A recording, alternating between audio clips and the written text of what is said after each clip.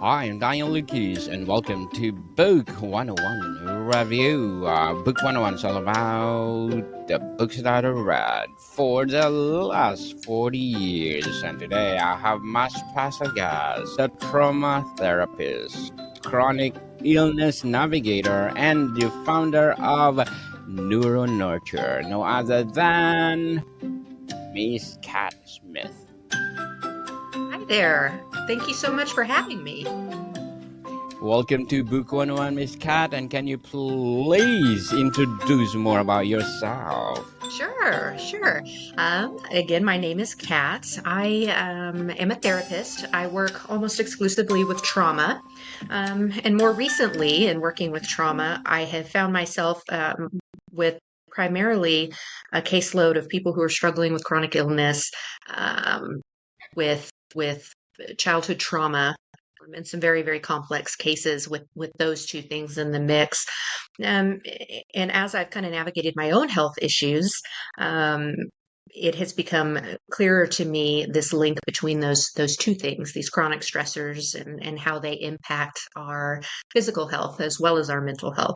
And so my current project and passion is exploring those so that I can better support my clients and myself.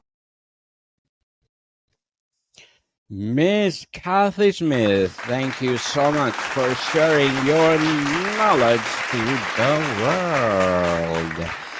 So let's talk about burnout, brain fog, and the body, how stress shapes our health. Can you tell us about this? Sure. Well, I mean, let's start with burnout. That's a great place to start. I think that that's something that, regardless of your health state, most of us can understand, whether we've experienced or not. It's a concept that most of us grasp. I think that what might be helpful here is to reframe it a little bit in terms of understanding that burnout isn't failure. I think oftentimes we have this negative perception of it, that we really just need to be pushing through and we should be able to do more than we can. When in reality, burnout is a physiological response to too much and not being able to handle that. And so, really getting back to the roots of listening to what our body is telling us, I think is very, very important when it comes to burnout. Indeed, people listen to yourself. And what exactly is a brain fog and how it is connected to chronic stress? Yeah, so brain fog, you have probably experienced brain fog and just don't know that it's brain fog. But it's kind of that feeling of disconnect, right? Like things that would normally Yes. be easy for you, things that would normally not take an enormous amount of effort, just suddenly are harder to grasp. It's really difficult in that state to multitask. It's hard to remember all the little details that typically are very easy for you. And that's another state that we often look at and we criticize ourselves for, and we often get really judgy about it. And in reality, um, that is kind of a protective mechanism, right? It's allowing your brain um, to rest. And a lot of times when we are stuck in a chronic stress state, we get into this mode where we're not able to turn that off. If you keep going with stress for long enough, we can get stuck in that state, and that's a nervous system thing, right? That's governed by our sympathetic branch of our nervous system, and we have these states where it becomes harder and harder to turn the sympathetic branch off. And so we're just burning through energy that we could be using for other things, but instead we're burning through energy in an attempt to essentially survive, even though the situation doesn't call for survival levels of energy. Miss Cat, how does long term stress physically alter the brain and body? Sure. Um, so stress really reshapes health kind of from the inside out, right? I mean, if we're to look at the number one treatment right now for many of our ailments in modern medicine, it's steroids, right? Well, steroids are Yes. stress hormones, right? So when we look at why these stress hormones are so commonly used in modern medicine, a lot of it is because chronic stress has kind of outpaced our ability. to stay on top of that and to manage those stressors. And so eventually, as things start breaking down and we get systemic inflammation, um, we need to come in with synthetic stress hormones to kind of manage all of that stress. And so that in itself is a really great picture of how deeply we are impacted, whether we realize it or not. A really interesting thing about stress, right, is what happens when we're in a stressed out state is we start pumping out stress hormones, right? Well, after a time of that happening for so long and so consistently, we actually develop more receptors, right, or more ability for our cells to kind of pull all those hormones out of circulation. And so we stop even noticing that we're stressed in the moment. And we just keep going until we can't anymore. And then we kind of start seeing these soft signs, fatigue, brain fog, um, those burnout symptoms where we just start really struggling. And eventually, oftentimes for many people, that devolves into autoimmunity and immune activation and some of these other chronic health issues.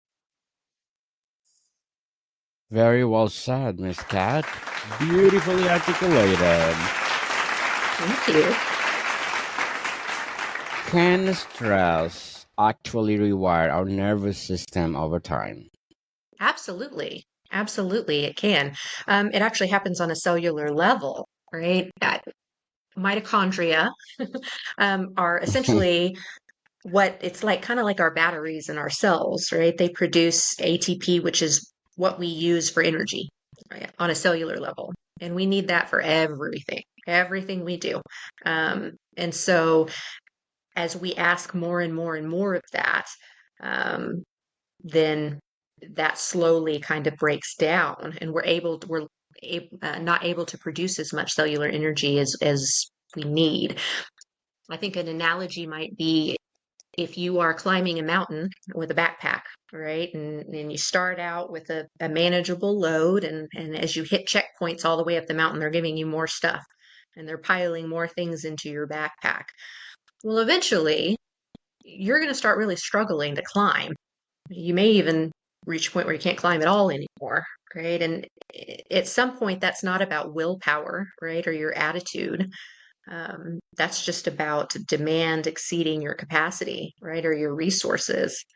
And so, really, the big picture here, right? The big takeaway that I would like people to have is this is a balance thing. This is about demand, you know, being more than what you have the capacity physically to manage and to meet. And if you do that for so long, eventually your nervous system becomes wired for danger and to be watching for stressors and to be watching for things to go wrong. And it becomes very hard then, or more difficult, to turn that back off, which is where groups like NeuroNurture come in, where we're really working on reestablishing safety and stillness and decreasing urgency um, to make that nervous system feel safe and calm again. How does the body hormonal response to stress contribute to health problems? Well, if our nervous system gets stuck in a danger mode, then that upregulates the immune system. All of your systems are connected, right? So, um, you could kind of think of it like a garden, right? If there's no energy going in, if we're in a drought, right? Well, those plants are going to stop growing. They may survive for a little while, right? But they're not going to grow Yes. and they're not going to flourish. You're kind of in a holding pattern. And that's sort of what it's like when we are sending all of our resources to other areas, right? When we're in a danger state, a chronic danger state, we're sending resources to all the areas of our body that are required for survival, right? We're increasing our heart rate. We are keeping our muscles ready for action, right? We are sending all of these signals, but what we're not doing is digesting properly. We're not sending things to these other kind of accessory systems because the body doesn't prioritize those in those states. And so over time, that leads to developing, with the immune system, right? An immune system that's wired for danger is going to start attacking everything. So we get autoimmunity. We get sensitivities to foods that we were normally fine with, right? Because we're flagging gluten and dairy as dangerous when it was fine before, right? So it's about the body and the nervous system seeing danger where there isn't any, Mm. because it's so upregulated and so activated. Why do some people seem more resilient to stress than others? It's a really interesting question, and it's a good one. I think that to some degree, genetics plays a role, but also what we don't talk about. We talk a lot about nature and nurture, right? And what we don't really Yes. understand, I think, is that often, most often, it's both, right? Well, you can have the genetic predisposition to a thing, right? But whether or not the gene is expressing itself depends on other factors, usually environmental factors, right? Epigenetics. People who are exposed to stress, extreme stress, very early in life, right, often experience that early rewiring of the nervous system. You can almost say it's sort of priming you, right, to be more susceptible to these hits, right? And it doesn't have to be trauma. I talk a lot about trauma because I'm a therapist, but if you think about it, any kind of big stressor, whether it's physical or emotional, right? A major infection, right? Uh, you look at long COVID, right? That in itself is a thing that your nervous system has flagged as a danger, and that can get us stuck in that on position, right? It's about a danger response that we can't turn back off. And so it's cumulative over time. There is some genetic predisposition, but much of it depends on what we're exposed to and what we encounter throughout the longevity of our lives. Again, Miss God, beautifully articulated. Very well said. What are the some misconceptions people have about stress and burnout? Gosh, I think there are many. I really think as a society, we value productivity. We often have a lot of our value wrapped up in what we can achieve and what we can do. We, in large part, have lost kind of our connection to stillness and peace and downtime. We're really all kind of running on a lot of urgency, that everything needs to be done right now. And so just understanding that burnout is trying to tell you something, right? That all of these things that you feel in your body, they're not just inconveniences that you should just sort of brush under the rug. They're telling you something, right? And so really listening to those rather than kind of falling into that inner critic, right? That's telling you that you're not doing enough and you need to do more. Um, I think a lot of us experience that with or without trauma, just this need to push and achieve, this ceilingless climb. So I think really looking at stress as being not just something you push through and you manage, but as something that needs to be addressed, and looked at, because it can only be sustained for so long. Miss God, as a trauma therapist or chronic illness navigator and the founder of NeuroNurture, what will be your short-term and long-term goals? Well, in terms of NeuroNurture, I think that a lot of it is about bringing people together in community. I think that that's another, kind of maybe not misconception, but another thing that we don't really think about, particularly in this day and age where we're connected through social media and through text. Uh, Humans are meant to be in connection, right?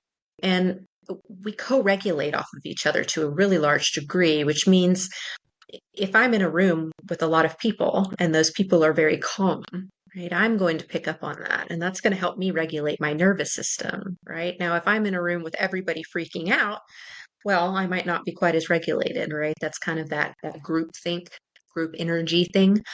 And I think the more we are separated, and again, kind of watching this all play out through COVID when we were all very separate, right? It has been difficult for many people to get back out and re-engage on a face-to-face basis with people. And I think we devalue that and don't really understand how incredibly important that is um, for us. And so, in a place where we struggle to get that in person, the next best thing, right, is to have a community where we're learning all of these principles together, right? And so, my short-term goal is to continue to kind of build interest in this project that I have. Um, and my long-term goal is to bring everybody together in this place where we can learn these skills, where we can talk about these concepts, where we can actually dig deeper into, particularly people with chronic illness, dig deeper into how symptoms can be managed and improved simply by learning how to regulate your nervous system. So yeah, I'm really looking forward to bringing that to fruition. I think it's a really needed resource. Good luck to your goals, Miss Cat, and looking forward for more success. So, can you recommend a book that influenced your journey as a Sure. founder of NeuroNurture? Yeah, I really think that, I mean, standing on the shoulders of giants, right? I think Bessel Yes. van der Kolk, The Body Keeps the Score is incredible. Another person that I just really love is Gabor Mate. Um, um, and he has a book called The Myth of Normal, which is also really incredible. And I would recommend both of those authors, anything they write, but those two books in particular. Highly recommended by Miss Cat. Let's read them and let's empower ourselves. What simple practical step can someone take today to lower their stress load? Yeah, I think just keeping urgency in mind, right? There are very few things in life that are urgent. We think they are, right? And we're running Yes. around trying to get them done. And in reality, it's okay if you're a little bit late, right? It's going to be all right. Just taking a moment, thinking about things, um, finding stillness, finding peace, um, in whatever way that you can find throughout the day. I think for people who read, that they're already one step ahead, right? That's a really great time to just stop um, and just lose yourself in a book. And I think that that in itself is an important coping mechanism. But also getting outside with no goal. And I think that that's key, right? Not going into a thing hoping to achieve something or hoping to check a box. All right. We're all kind of running around with our checklists. Set the checklist down. You can check the box later. Just go sit in a place and notice what's happening around you. Right? We see trees all of the time, but when was the last time you really paid attention to the leaves on the tree? Right? The texture of the bark. It's about noticing and being in the moment. In the moment, indeed, I'm guilty for that, Miss Cat. So Me too. I'm laughing because I'm guilty. I want to achieve something every time I go around. So next time I'll be myself and live at the moment. Can you explain the link between gut health and brain health under stress? Sure. Yeah, there's a lot of link there. I mean, the gut houses the majority of the immune system, which we don't really think about, right? Also, the autonomic nervous system, which we talked a little bit about before, with the sympathetic and the parasympathetic branches of the nervous system. Um, that all governs, the sympathetic governs digestive health, right? All of the things that you don't think about consciously doing in your body are taken care of by the autonomic nervous system, right? So when the autonomic Yes. nervous system is not functioning well, then we start seeing all of the problems that are associated with those involuntary things that our body typically takes care of for us.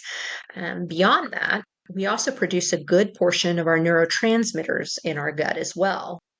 We talked a little bit about stress hormones, which you can call CAN hormones, which is cortisol, adrenaline, norepinephrine. And then we look at dose hormones, right, which is dopamine, oxytocin, serotonin, and endorphins. Serotonin is produced largely in the gut.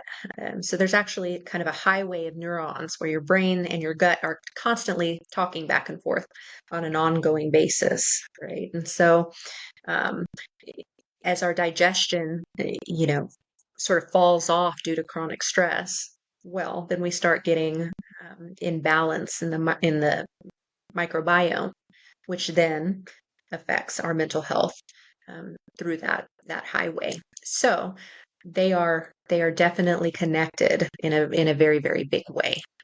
For sure, there's some studies out there addressing bipolar disorder with what's called FMT, which is essentially a microbiome transplant, right? And seeing some really big success there, just by altering the microbiome in these people. So a lot of really good science coming out, a lot of really interesting stuff.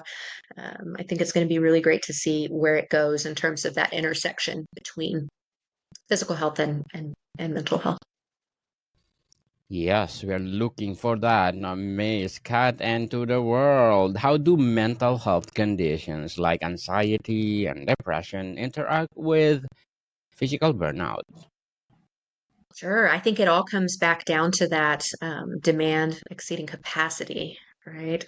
Um, and they tell us different things, right? It's again about listening to our body. What does anxiety want? Well, anxiety wants a plan, right? It wants to know what's coming next. It wants a pattern. It wants to predict things, right?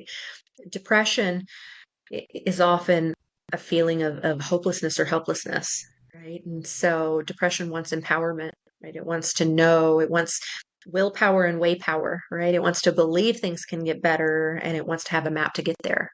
And so I think that both of those things um, really shape a number of processes in our daily life. And so I think understanding where they come from, what they want, how to address them, I think are hugely important because those things are stressful, right? If we have a demand that we aren't able to meet, that just increases our stress overall, which in turn, adds to that load and adds to that demand.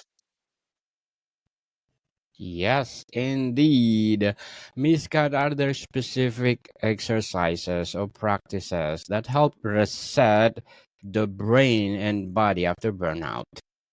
There are many of them. I'm hoping to dig into a bunch within the community, but some quick things that you can do is kind of that mindful awareness that we talked about, right? Really noticing what's around you. I mean, if we're to take this back to really primitive levels, right? This is like, you know, prey, animal, and predator, right? Well, you're not going to stop and notice the leaves on the tree if you're running from the bear, right? Even though we know there's no Yes. bear there, our nervous system isn't quite so sure, right? And so reminding ourselves throughout the day, like, hey, it's okay, we're good, right? And stopping and noticing things around us. Another thing that works really well is kind of charging different items, right, with safety. So if you create kind of a routine at bedtime where you have the same light on, you're listening to the same calm music, right? You have the same cup of tea with the same type of tea. You have the same smell going on, right? Well, over time, because you've associated those things with safety, those become really valuable tools in your toolbox, right? When you're feeling overwhelmed and super anxious, right? Or you're feeling helpless or hopeless, right? Pulling those things out, those symbols of safety, right? Having that smell, right, with you that you can use, right? Or listening to that same music. All of those then become powerful tools that can really help regulate us and bring us back to a state of regulation and safety. Yes, indeed. And thank you so much for that, Miss Cat. Can you tell us about your new website that you are developing, Root into Calm? Sure. Yep. So this is NeuroNurture. It's going to be a community. It's largely set up. We're kind of in the soft launch phase, headed that direction. The link here is going to take you to kind of an interest link. It does give you access to some resources downloadable when you express interest. But the goal is to get everybody together in community where we'll be doing some really gentle live regulation events. We'll have speakers. We'll have a lot of meditations and a lot of other nervous system regulation resources to use. There will be a course. We plan to have some cohorts where we're all kind of working together in an accountability sense over 3 or 4 weeks at a time to really work on resetting things and making some progress together. Yes, indeed. Looking forward for that, Miss Cat, and hope for the best. Before we wrap up our discussion for today, I'm inviting you to please do listen to my other podcast, people, because my abstract essay is already in fifth season, abstract poetry in second season, and of course my book 101 review in fifth season already, comedy 101 second season, food 101 in its fifth season too, geography 101 and love letters in third season, and my baby podcast Mental Health 101, movie 101 review and music 101 in its fourth season, and Sex 101 and Science 101 in its first season. Please do listen to them wherever you listen your podcast. So, Miss Cat, what hopeful message would you share with someone who feels trapped in a cycle of stress and burnout? Gosh, that there's always hope and that it is very, very, very achievable, right? To be able to break yourself out of that cycle. Um, Much of this just comes from insight and understanding the why behind things. So I think my message is to not be afraid of getting curious, right? Even when it feels like you don't have the energy to do that. If you can only use your energy for one thing, it should be to ask questions and to learn more. Through sort of understanding capacity and listening to our bodies, we can really improve our health and how we feel and how we interact with each other throughout the day and how we interact with the world around us. Yes, Miss Cat Smith, thank you so much for sharing your knowledge to the world. And can you please invite our listeners to support your business itself? Absolutely. If anybody who's listening is struggling with these things, with just feeling like you can't get a handle on the stress, if you're dealing with chronic illness, if you've dealt with uh, childhood trauma or complex trauma, I would love to see you in our community. I'd love for you to just reach out for the free resources. You are welcome to them. I hope that they help you, and I hope to see you in the community. Yes, people, let's support Miss Cat Smith, because if you support her, more and more and more empowering business to come, more and more empowering coaching to come. So, Miss Cat, thank you so much for your time. Thank you so much, Daniel. I appreciate you. Bodycount people, see you soon.